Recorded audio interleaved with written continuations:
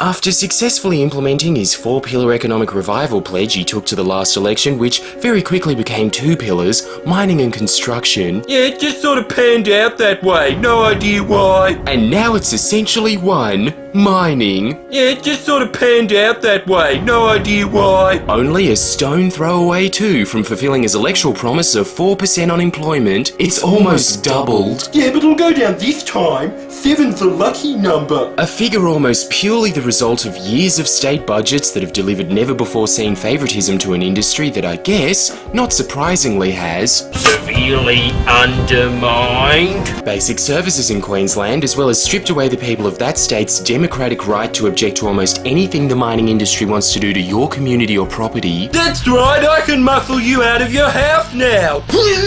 Stronger Queensland! Purposely cultivating, by ignoring every other industry in the state, lower growth and higher unemployment, and this is the same Premier who has no positive economic figure to boast about, other than a 6% expansion of the state's economy that happened despite this LNP government, not because of it. Newman believes he's earned the battle scars to claim that his strong team has a strong plan, which comprises of one thought! Can't think of anything else, otherwise I might forget! And that thought is to destroy the Great Barrier Reef, who, on discovering that it's the largest living organism in the world, quickly consulted his economic manual of choice, Gulliver's Travels, and noted that the most rational and fiscally responsible action to take in this particular circumstance is to kill the judge! Yeah. Which you know has got to be a pretty damn evil decision when virtually every privately owned international bank in the world said to that proposal, "What?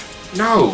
That's immoral." And refused to fund the project, not even for reasons of profit, environmental grounds. Which means that this is now factually true. The people that are responsible for the global financial crisis have more of a conscience than Campbell Newman. What? Man, international privately owned banks are pussies. In fact, the only corporation on the planet willing to finance this project, that just as you would envisage is owned by a man so greasy, Colonel Sanders had to lean over to his assistant's ear and whisper, "Is that a man or one of my pieces of finger-licking chicken?" Got a Madani, owner of Adani Group, which,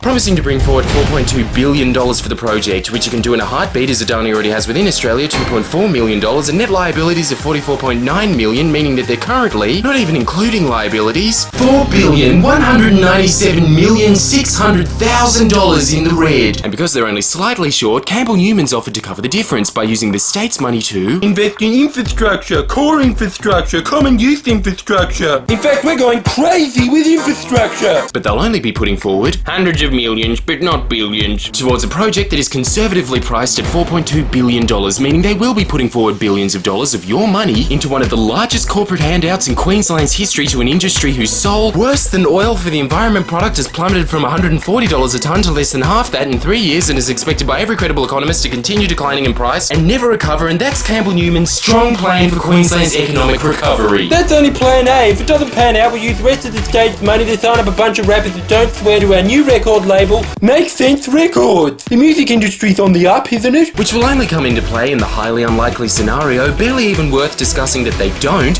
because of widespread opposition to the project in India. Most economists assessing the Abbott Point Port proposal concluding it's not viable at current coal prices, as coal is both in rapidly tapering demand and gross oversupply, where we now have a buyer's market in which half the coal mines in the world now face prices below their costs of production, and the world's 2 largest importers of coal, India and China, are investing hundreds of billions of dollars in renewable energy, causing thermal coal consumption to peak in China next year, while India plans to cease all imports of thermal coal within 2 to 3 years. But late entrant Fiji still needs coal open for business, yeah! In that case, which is the case, the Abbott Point project would be a complete waste of money. High stakes, baby. Live hard and fast. Campbell, I wasn't gonna say anything, but you have a gambling problem, and I need you to put down the dice. No! I can win it all back! One more chance, please! Of course paid for by the jovial gutting of $3 billion from the budget, harmlessly accomplished by defunding the state's TAFEs to the point of collapse, and sacking 24,000 school teachers, nurses and firefighters. Services which Mr. Newman claims needed some trimming because Queensland can't afford to pay them, but in reality was dismembering every public sector in the state for a $4.2 billion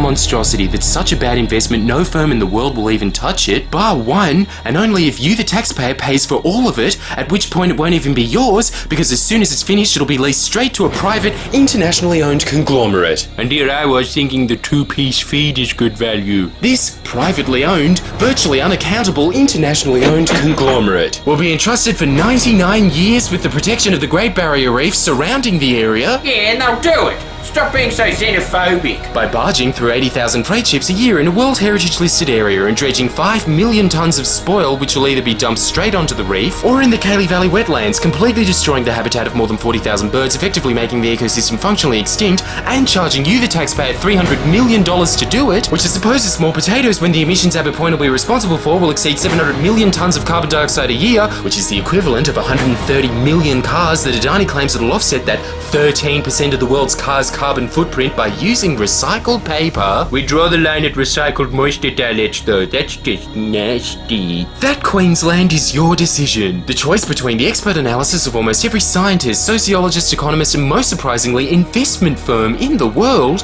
versus Campbell Newman's equally well-researched Market research is still research. Don't demean my profession.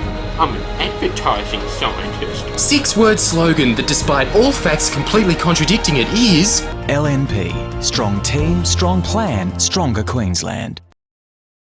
Come on! Makes no sense at all. Think about how much this ad is insulting your intelligence. Imagine if you were one of those people that have that bizarre penchant of, man, that was like watching Super Size Me and wanting some McFries afterwards. I feel like voting for them now.